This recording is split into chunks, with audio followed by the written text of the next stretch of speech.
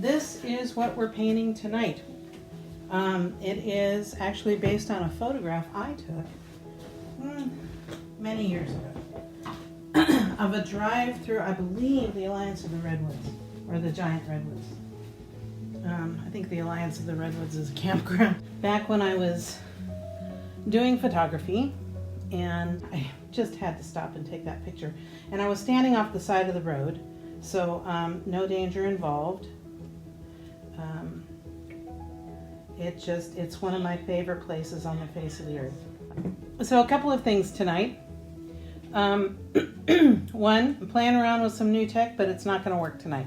I was hoping to have picture-in-picture, and in this corner up here, you would actually see me, and hopefully I could read your comments on a larger screen. But, you know, successive approximations. I did figure out how to film it, so we'll see how that goes. I am unwrapping a canvas, and I'm going to see if I like the sound of it. And if I don't, I'm going to spritz the back. Yeah, that's all right. It could be a little tighter. It should sound like a drum. Yeah, I think I want it just a little tighter. So since this is cotton, really all I need to do is wet it down and let it dry. And since that's not very hot, it won't take very long. When I learned to stretch my own canvas, they came unprimed, of course. We would build the frames. I did all this in high school. I had a very cool art teacher.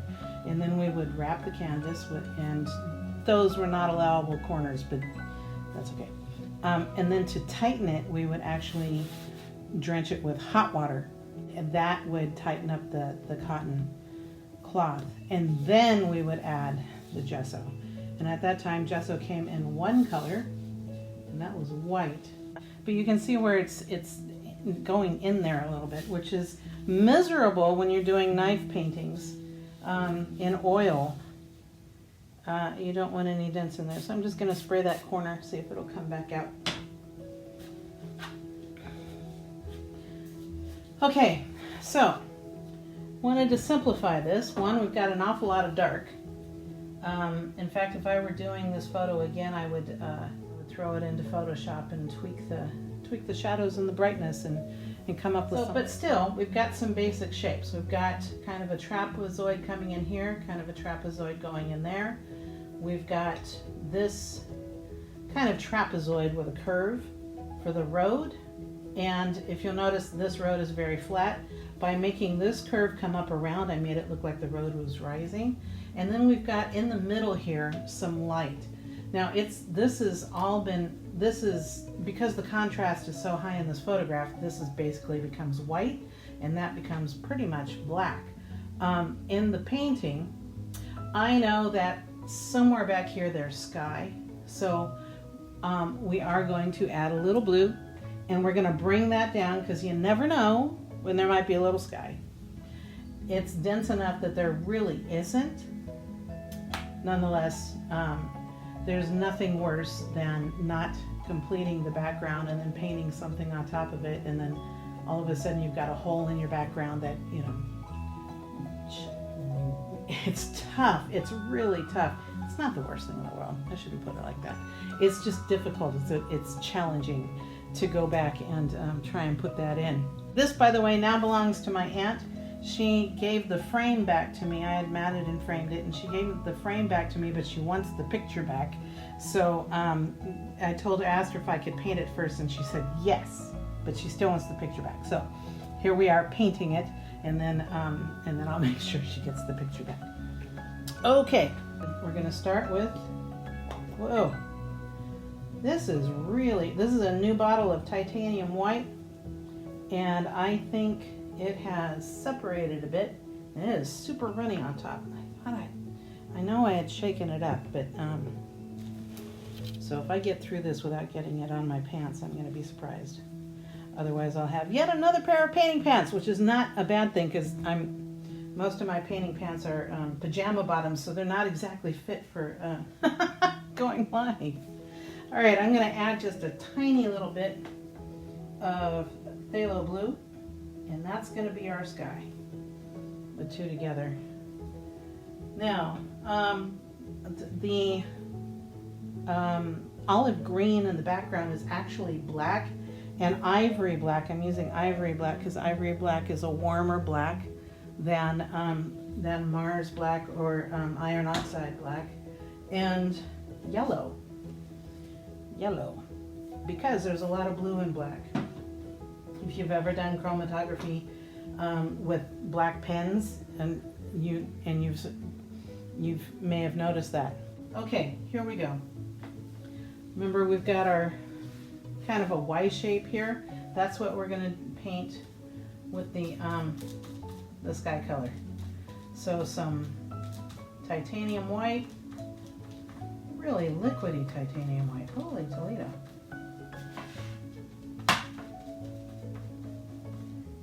And some phthalo blue. All right, coming down that way, coming down that way, and a Y in the middle. I'm going to bring it down to about there. Now, most of the time when I'm painting the sky, I want you to go right to left. The trees are going to be growing up, and most of the things are going to be growing up, and we may not even see this part of it, so up and down is just fine. Fills it in faster. Have an idea about where you want that road to start. I want it to start somewhere in there.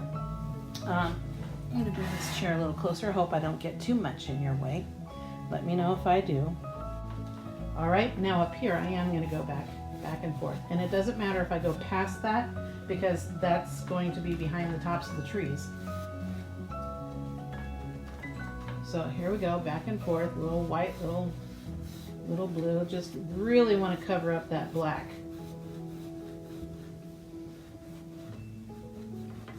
And there we just want a nice soft color in there.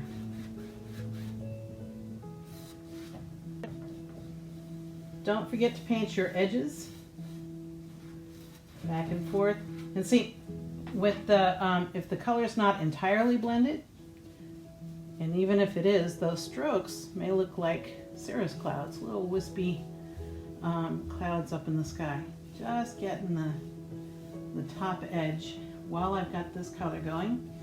Because sometimes color matching on the way back, after everything's dried and nearly put away, a little challenging. Now, you can, if you want to, bring that Y down farther. It doesn't have to be in the corners, it can come down farther. Okay. Not too bad in your way, right? Okay. All right. I'll do a little bit more right there. Yeah, this white, titanium white is opaque, so it shouldn't have anything come through it. However, anything that is thin enough is going to have the characteristics of something that is a little more transparent.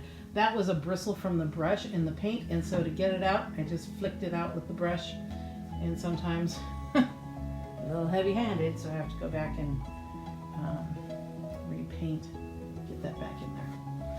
Little wispy clouds, why not? Okay, that's it. Now, I don't want all of this blue in the brush. I don't mind the blue, it's the white I don't want, because now we're going to start filling in the foliage back here, and we're just going to not care about where the trees are. It's just going to be dense foliage. So, I'm going to rinse it a little bit. Now, I am cheating. I have two of my brushes. This is actually a number 12, not a number 10, so it's a little bit larger, covers faster. Just getting the rest of it off with the rag. By the way, I hope everybody checks out the page, because I have a huge retraction about my misunderstanding about sunflowers and daisies. Basically, it goes like this. All daisies are sunflowers. Not all sunflowers are daisies. The Asteraceae family is the second largest plant family on the planet. Can't remember what the first one is. And so, it's Asteraceae is the name, the Latin name. Actually, there's another name for actual sunflower, but aster is star. So star, flowers, sunflower. And so yeah, no, my misinformation. I need a fact checker because my information about daisies and sunflowers last week was just. I'm gonna put it over here in this corner. I usually put black over in this corner, so I will keep doing that. Black. I know I'm gonna need a lot, so I'm okay with all that coming up. And yellow.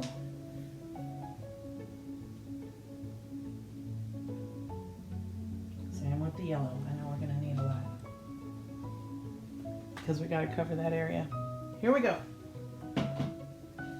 I'm gonna use the same brush just to show you the size difference. These are the same brand?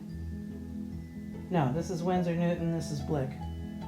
Nonetheless, here is a 10 versus 12. It's not as big as that ginormous one I was using for whichever one. Oh, for the tree. But you can see that there is a significant difference. So it just makes painting a little faster. Okay, starting with the black.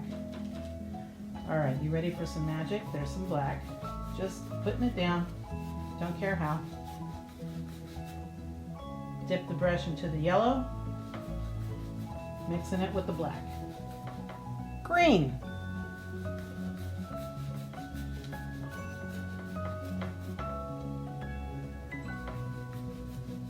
And you want all kinds of strokes in here because this is the back of your forest. It's way back there. So you don't want it terribly, terribly bright. I am going up into the sky because the treetops go, that's how you lose sight of the sky, is the trees get up that high. And I'm coming into it here. And I'm just going back and forth, little X motions. A little more yellow here and there, a little more black here and there.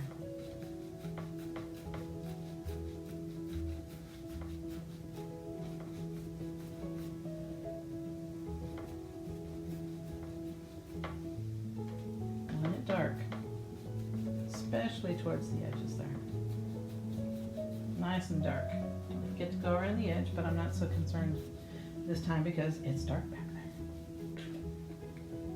Where's the square on this guy? Ah, that square right there tells me that this color is opaque, which means it's going to cover whatever is underneath it. So I'm not worried about if I get this too far out into the road area. If the square was white, if it was just a hollow square, that means it would be transparent. And transparent colors are a lot of fun, but you got to understand that whatever you're putting it down on top of is going to, whatever you put the transparent color down on top of is going to impact the transparent paint you're putting down. Oh, too much yellow. I'll darken that up in a minute. But I don't want to waste it, so I'm just bringing it over to the other side because that's going to need the same treatment. All right, let's get some more black in here. So just wispy lines, dark wispy lines. If I have one complaint about this brush right now is I think it's too soft, so I may switch to the other one anyway. For this, these are more the stiffer brushes, which you would typically use with oil paints. Acrylics are kind of, yeah, whatever. You can, I mean, I use watercolor brushes, I use oil paint brushes. It depends on the effect I want.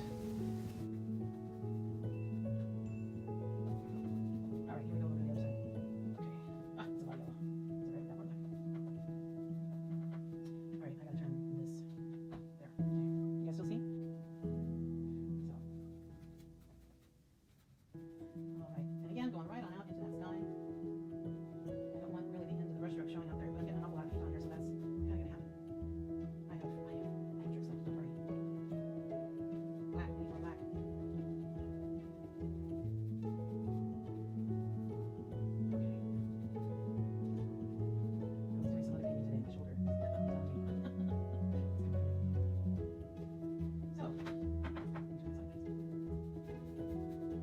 Normally you don't want the painting any higher than your shoulder, which for me is right there.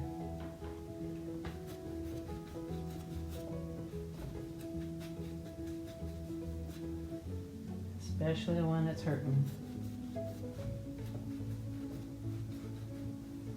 Stay still. There you go. Yep, I know that's a lot of yellow. But the sun's kind of coming in that way, so.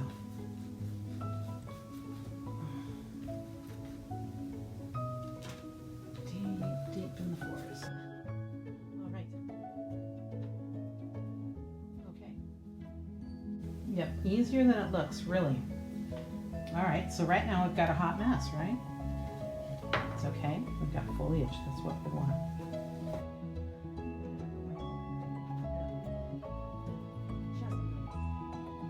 Every once in a while I may go back and check the photo because I bet it's falling down. So let's just paint what we want. Which means this is really good.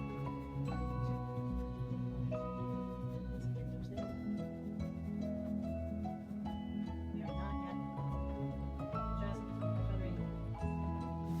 A feathery mess. That's what you want. That's exactly what you want. Okay. All right. Now we need some trees back in the distance. I don't want this brush to soak in the water because I have ruined brushes that way, and especially the good ones. I think the most I've ever paid for a brush is about $46.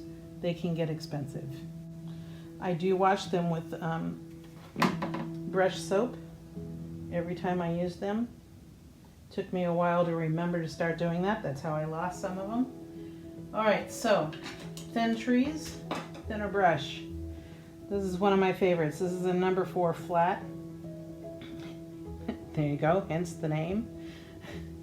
And for our tree trunks, Grumbacher's Burnt Sienna just has more red in it than the brands I normally use. So we're going to use that tonight.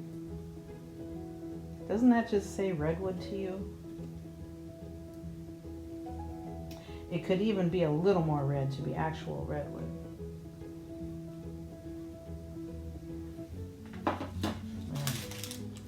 Yummy color. All right, here we go. I want a fair amount of paint on my brush. And then way back in the back, I'm going to take the thin side of the brush and I'm going to come straight down. Actually, I may come down. It's actually not straight down. It's a little bit of an angle. Okay. Do some here also. This one probably goes way up off the, that's what I think. There might be one here too. And then, but let's put another one right here. He disappears into the green.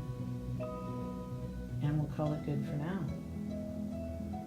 Now, when I look at this one, I actually followed the lines of the photo, so we're going to get this one out.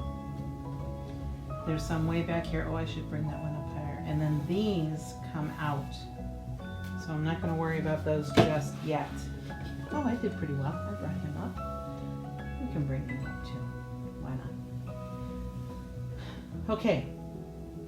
Now we need some lighter leaves back there. I am going to cheat. I am not going to continue making my own olive color, although I could.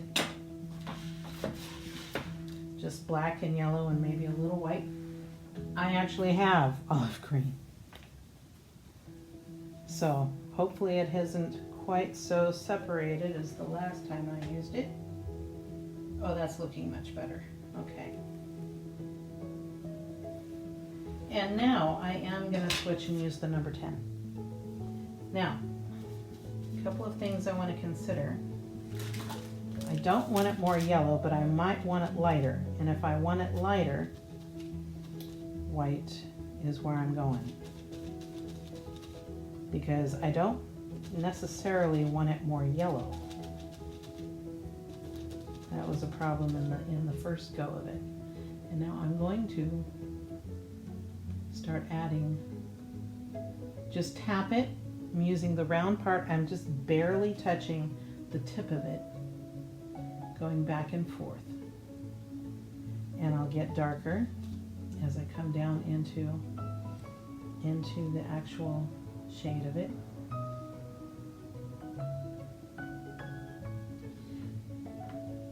So we're going to do this in kind of in layers, where you do a tree, and then you put the foliage on it, then you do some more trees, trunks, and you put some more foliage on it. We need some up in here, but we need it lighter than that. Some white into the olive. And these brushes can get so loaded with paint, it's kind of ridiculous. There we go, just nice, going back and forth.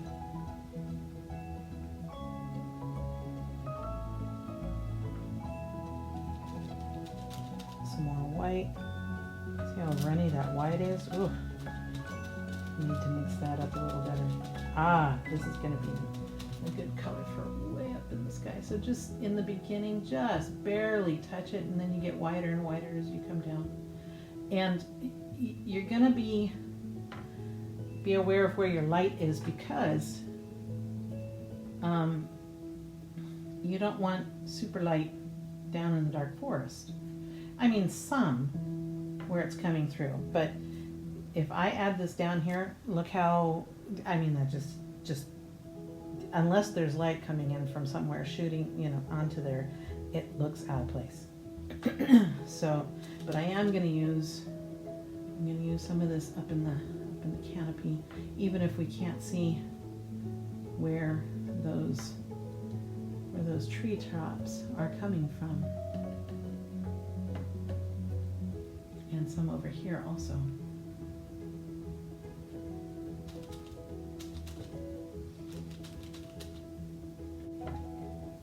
Okay, all right, let's get a little darker, and we'll come down into the forest a little farther with that. And then down here, I'm actually going to add just a touch of black.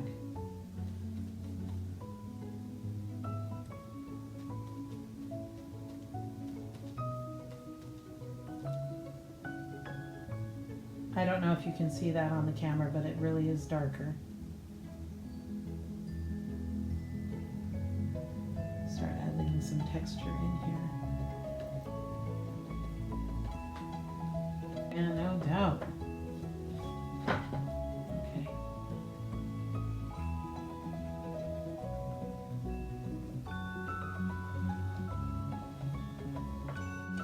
Okay, a little more black in the green. Darken it up. Bring it farther down into the forest. Now I know in the picture that the light comes all the way down here, so I'm going to use the other side of my brush and just add some light in all the way to the floor.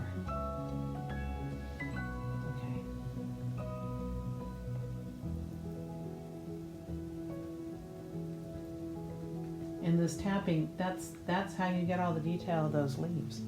You don't have to paint them individually. But also turn the brush a little bit so it doesn't look like stamp, stamp, stamp, stamp. So it's touch and lift, touch and, you know, just back and forth.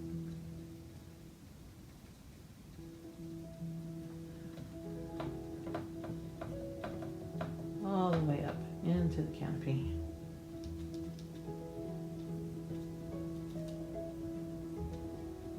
To get the shape of your brush back, just wiggle it and draw it out. Like this.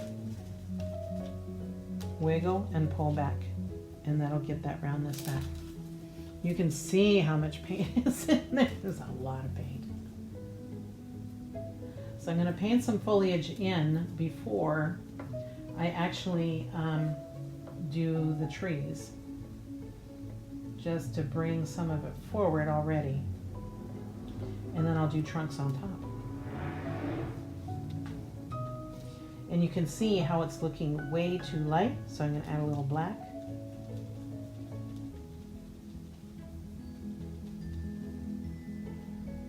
Cover that over. There you go, right back into the dark forest.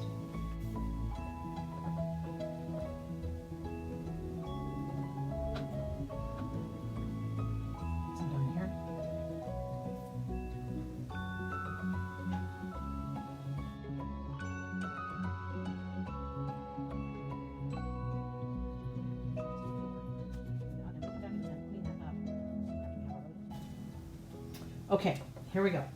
Now for some bigger trees. Into the burnt sienna. Load my brush, wiggle it on both sides. We're going for, where'd the painting go? Kind of these guys coming out of, let me slow down. These fellows right here, and some of these fellows.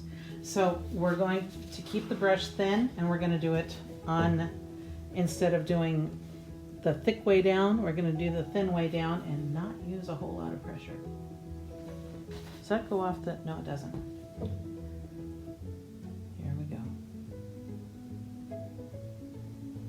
And then add some pressure. Oh, I think I have too much water on the brush.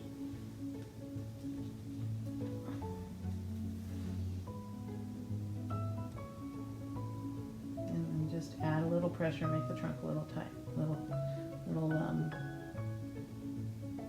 thicker,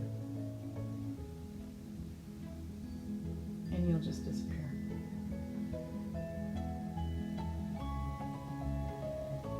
And you will disappear. If it's not solid, that's okay. Adds to the mystery of the forest. All right, now it had two. I'm not sure I want two. I think well, I might do the other one here. Okay. I'm taking liberty. Putting those trees in where I think the trees ought to go. All right, now, these over here. Go all the way from using the flat side of the brush, all the way from the top to the bottom. More paint.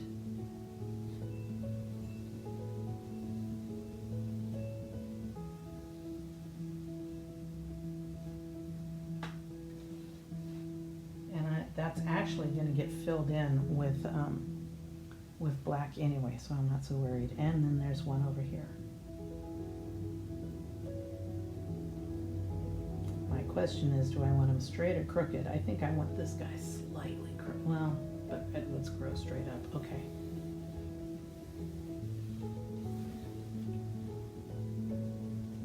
He didn't. Maybe he's a poplar or cottonwood or something, not a redwood. Come on. Need some paint in the middle of that trunk.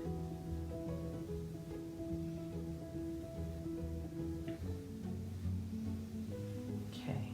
Yeah. We're starting to get some perspective on our forest here. Now I'm going to add a little black to this burnt umber. And I'm going to come back and do the center of these guys. Oh, you're still too wet. Okay, I'll let you settle. What about you? Yeah, you're still too wet too. But what I do want to do is go back to my number 4 flat and fill in some of those trees, and then we're going to add some more foliage.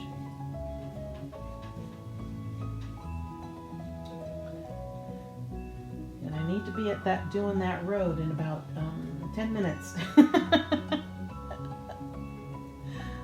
So.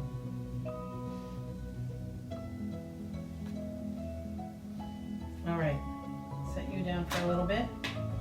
A little more burnt umber.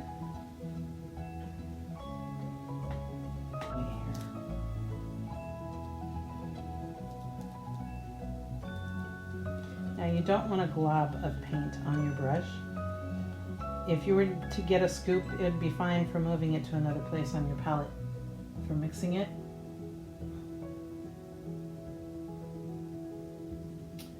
But whatever it looks like when you pick it up off the palette, that's what's going to happen on your canvas. So make sure it's the shape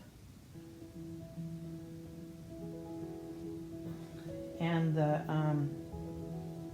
you know, the amount that you want. I'm not going to say it's always better to have less paint, because it's not. You want to have enough paint to finish the stroke that you start. And sometimes that takes experience and just figuring it out.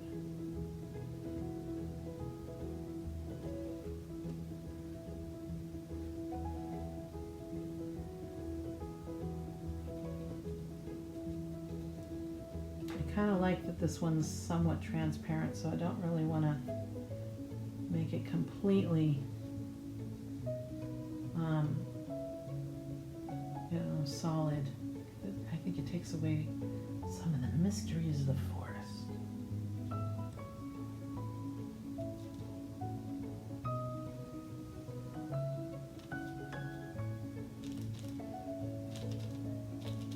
Adding some black.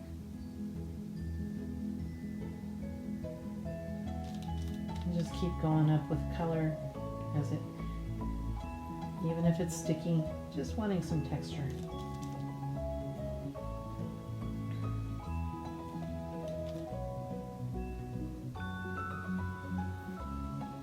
A little too much black.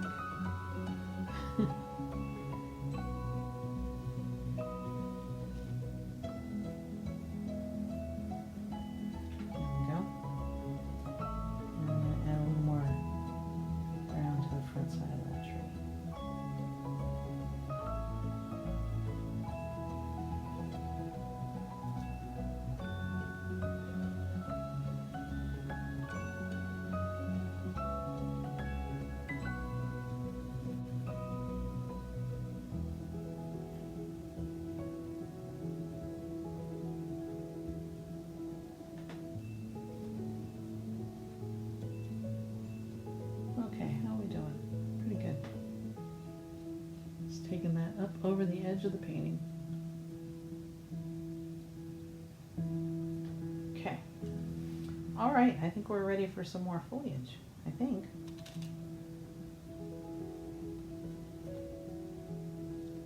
She says as she continues to paint the tree.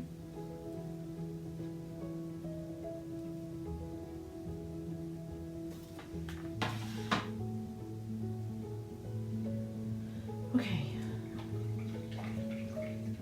You know what, let me add a little bit of shadow to these guys too.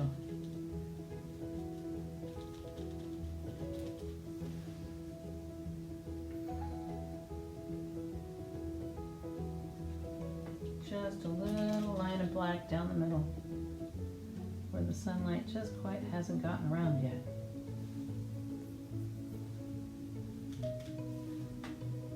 And on the underside. That's a little too much black. So I'm just going over it with some brown.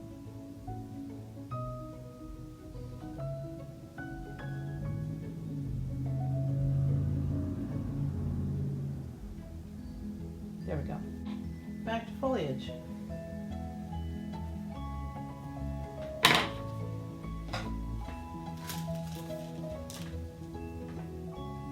Olive green. A little black. Yeah, let's throw a little yellow in.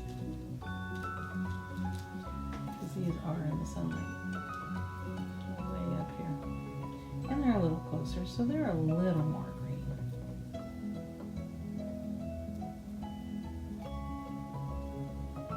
Just on the side where the sun's coming from. Oh, that was too much.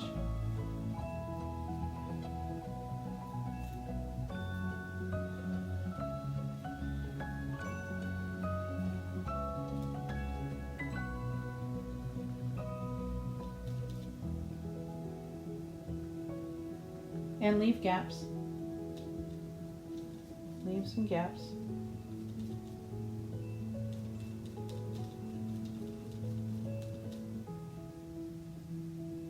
Yeah, a little darker. There we go. Getting down into the forest now.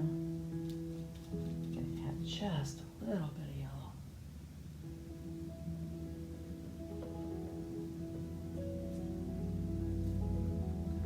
If you'll notice, this color and that color are the same color. That one looks a whole lot lighter than that one does, all because of context. Oops, boy, that white is just.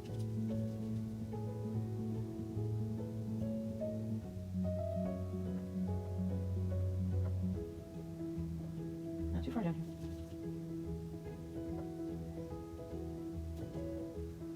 Yes, you get some too.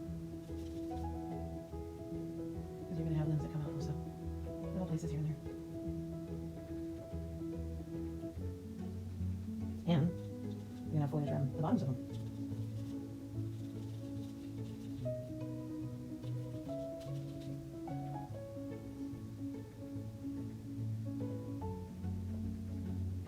Tapping back and forth.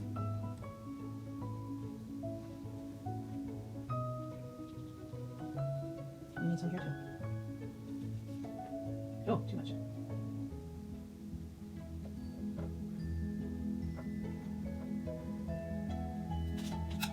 Linda, have you done any painting lately, if you're still on? Okay, all right. Let's fill some of this in back here. Oh, that was a lava paint. I did not intend lava paint. A little more dark. I know in the picture it's awfully white down there, so let's add a little more white.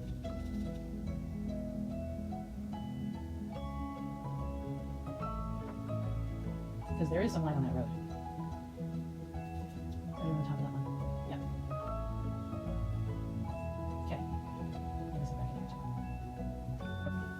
too. Alright. Okay, now the road. I think I can get a thinner line with this one than I can with this one. So I'm going to rinse this out. We're going to start with black. We're going to make it gray. We're going to add shadows. The road takes a bit. But we are almost done. That's about all we've got left. All right. I want you fairly dry. Now, about the road. You can come this way and come straight out. And it'll be, you know, kind of flat. Now, I kind of brought, you don't want to bring it up too high. It's that oval aspect of all this. And it can be a bit of a challenge. All right, we need some asphalt. Black, a little bit of white. Okay. So, I know my road, it kind of disappears into the woods right about there. Okay.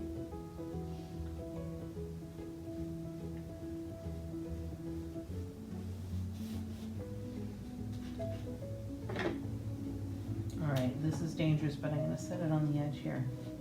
I'm going to go this way because light, when light strikes it, that's what you see.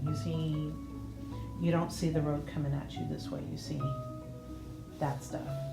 Okay, needs a little more black.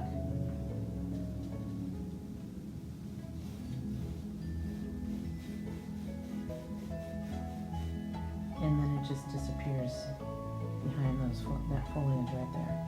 But I am going to make it come out this way. Just a bit more. And we have some foliage to fill in, as if I'm actually standing on the road taking this picture. And again, no, I'm not a realist painter. I never will be. It's never, not one of my aspirations. If I can take a picture of it, why would I paint it? I'm painting my illusion, my impression. Your illusion, my impression. If that makes sense. It's one of my very favorite things to do is to paint with people. And I kind of get to do that in this like this, but kind of not. So I'm going to add some shadows in here, especially where that tree is right there. There's a shadow. There's a big shadow right there. I want it splotchy.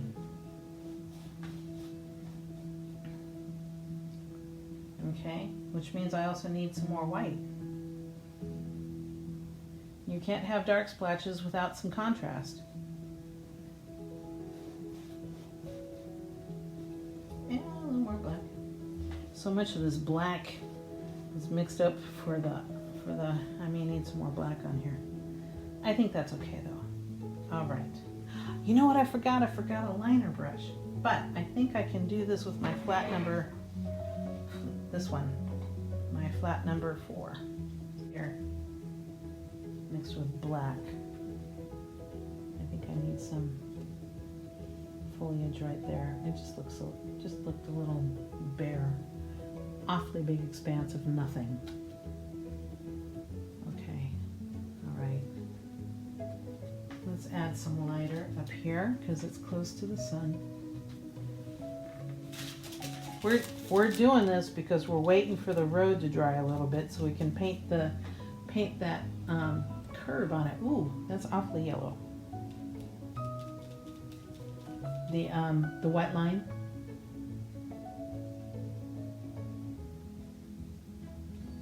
There, okay, that's a little better.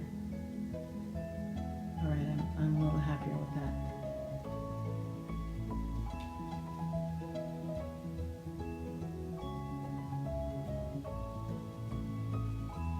Okay.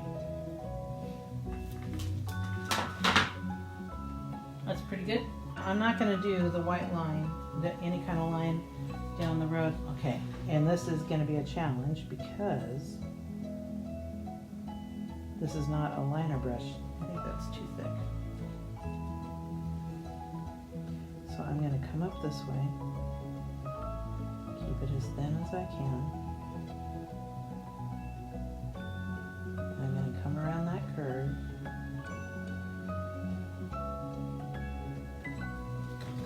And I want it to disappear into those trees.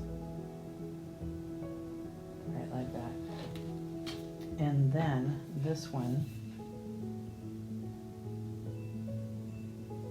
oh, that's going to be a hard challenge. That's going to be, okay, I'm going to start it from here. Oop, a little too thick.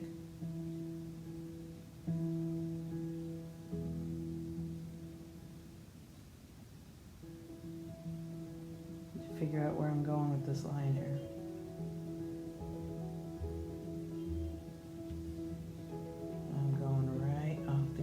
Over here.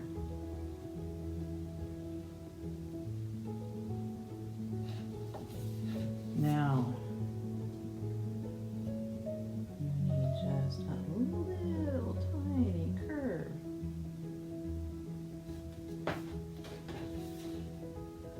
Fill that in just a little bit.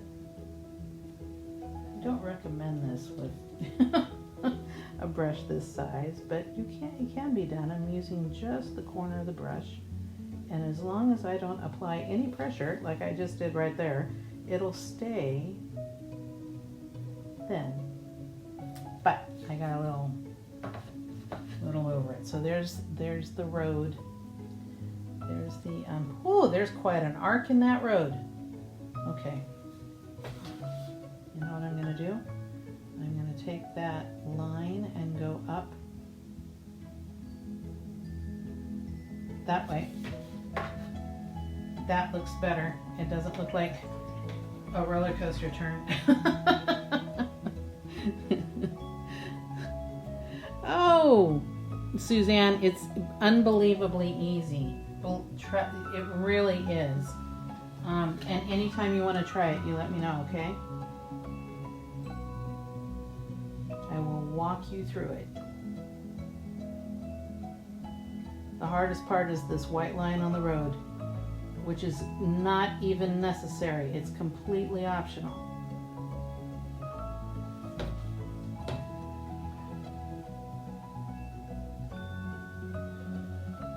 Okay, I just corrected that white line.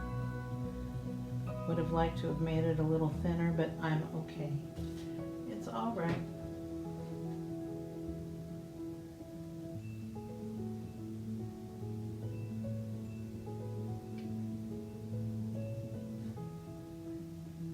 And I think actually I don't like that one very much either, but we're gonna go over it with some foliage. So I need a little more gray. That one's awfully black. Not that gray. More black. How's that? Is that gonna work? Yeah.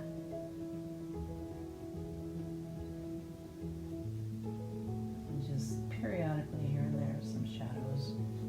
Or some light, really. I'm painting in the light now. Okay. All right, now we need to finish it off with a little more foliage. A little more foliage. This brush. Okay. Black and yellow. We're running out of. And some. There we go. More black.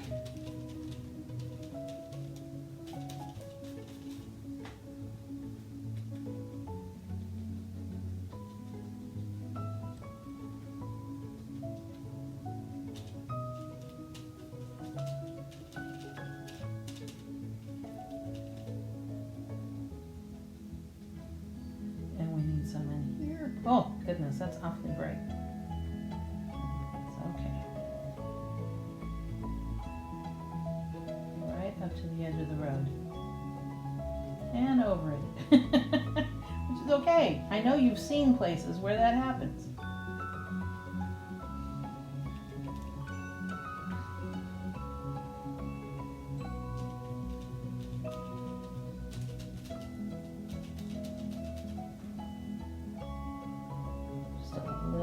Little dabs here and there. Lighter and lighter and smaller as it goes farther back. And a little too much on the road.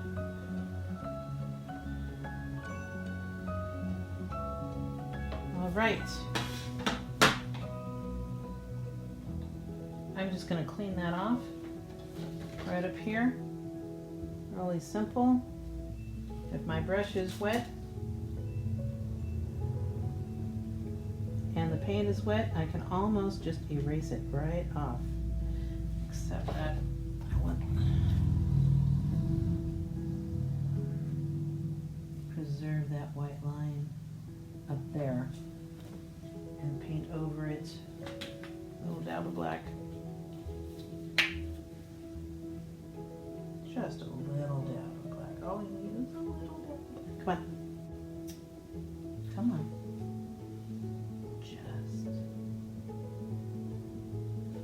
I had it fixed, and then I didn't have it fixed. There. I'll just add some more black here. Shadow. A little shadow there. Add some interest to our road. A dappled area we're driving through.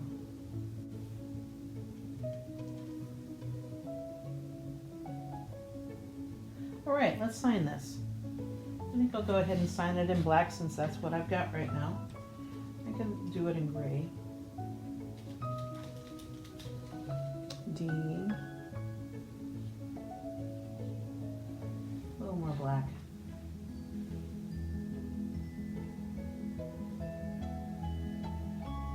I said a little more black. What happened? There we go.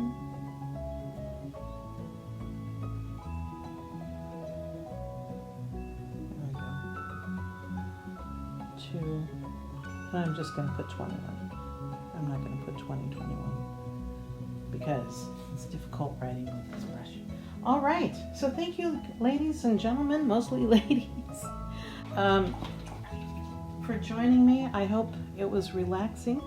Hope you had a good time. It was so good to see so many of your names on the screen and hear a little bit from you in the chat. Have a great week. Take care of yourself. Be healthy, be well. Take care of the ones around you.